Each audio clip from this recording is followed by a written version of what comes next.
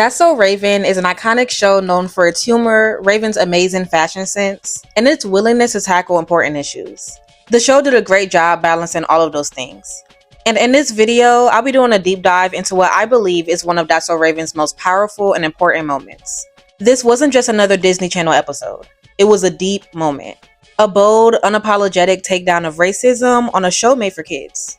In 2005, the That's So Raven episode True Colors aired on Disney Channel and did something nearly unheard of in children's television at the time.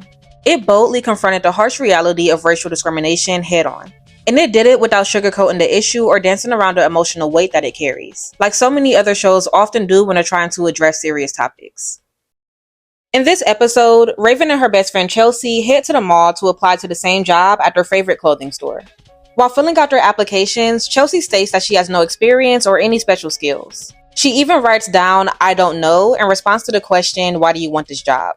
Raven, on the other hand, was very experienced for the position. On her application, she lists designing her own clothes as a special skill, which highlights her passion for fashion and makes her a great candidate for the role. Raven and Chelsea go through a series of interview tests, including folding sweaters and helping customers put outfits together. Raven clearly does a better job than Chelsea, and from the viewer's perspective, it seems obvious that Raven will get the job. She's confident, articulate, and qualified, while Chelsea clearly isn't, and she doesn't really seem to fully understand what the job requires. But then, to everyone's surprise, Chelsea ends up getting the job instead. She finds out when a store manager calls her to deliver the news. Raven celebrates with her, and she's genuinely happy for her friend. She asks Chelsea to reach out to the manager and confirm if she got the job as well. But unfortunately, Chelsea had to be the one to deliver the bad news that Raven didn't get hired. At first, Raven is confused and hurt because she knew that she did well in her interview and felt confident that she was qualified. When Eddie asks her how she thinks it went, she tells him that she feels like she aced it. That's when Eddie says that there must be a deeper reason to why she didn't get the job, and that triggers Raven to have a vision. In her vision, the store manager is shown saying that she does not hire Black people, which reveals the real reason that Raven wasn't hired: discrimination.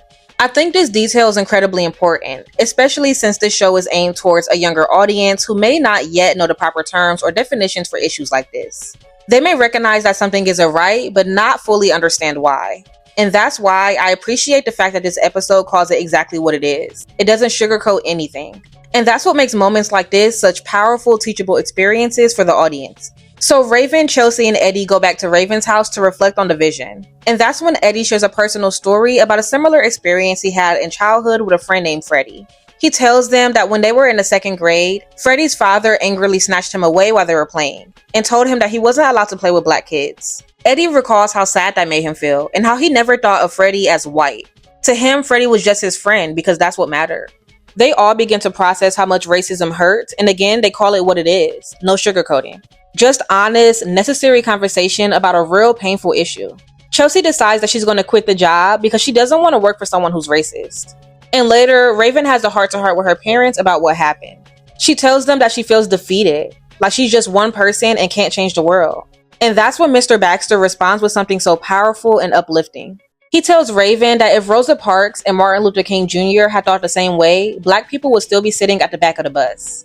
Mr. and Mrs. Baxter continue encouraging Raven to fight back and get the store manager to admit what she did. They help Raven come up with a plan and contact a news reporter to go undercover and expose the manager's racism. From there, the trio, Raven, Chelsea, and Eddie, take action. Raven disguises herself as a general manager, Chelsea wears a hidden camera in her hat, and Eddie applies for a job at the store. When Raven walks into the store in disguise, the manager immediately tells Chelsea to keep an eye on her. And Chelsea asks the manager, what about the other customers, who all happen to be white? The store manager responds that certain kinds of people need a little bit more attention, clearly implying that Raven, because she's Black, can't be trusted.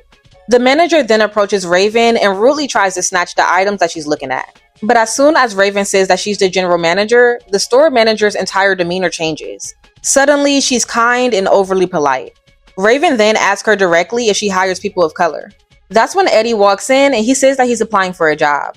Believing that Raven is someone in power, the manager quietly admits to Chelsea that she has no real intention of hiring Eddie and plans to throw his application away once Raven leaves, all because he's Black.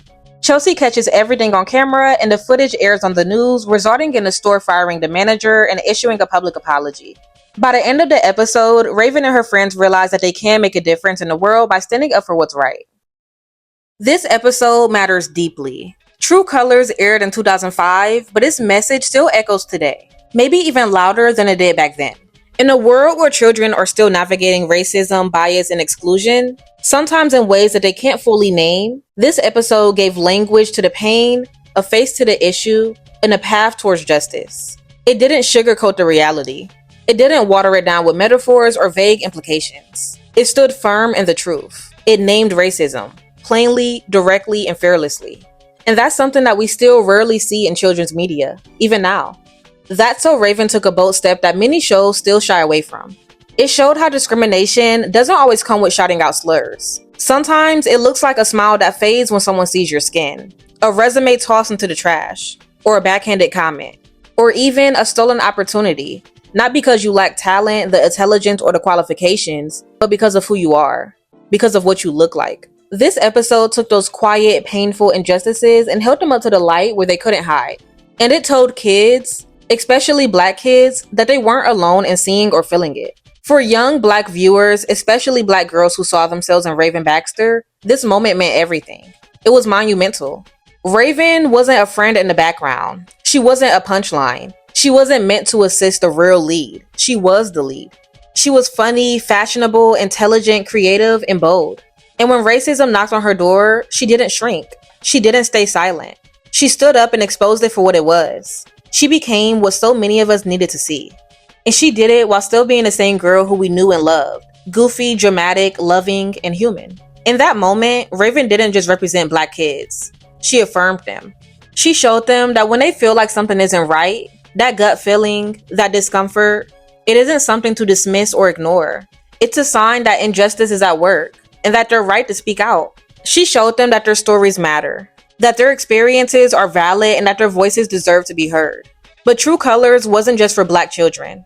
It served as a mirror for them, but also as a window for everyone else. Through Chelsea, we saw what real allyship looks like. Not performative or passive, but active and accountable. She used her privilege to take a stand, even when it cost her something like the job that she really wanted. Through Eddie, we saw how wounds of racism don't vanish with age. They stay with us, shape us, and teach us. And through their friendship with Raven, we saw what solidarity rooted in love and respect can achieve. This episode reminded non-Black viewers that being not racist isn't enough. You have to be anti-racist. You have to be willing to call it out even when it's uncomfortable, even when it means sacrificing convenience or comfort. We need more stories like this. Stories that trust children to handle the truth. Because the reality is, many kids are already experiencing these things.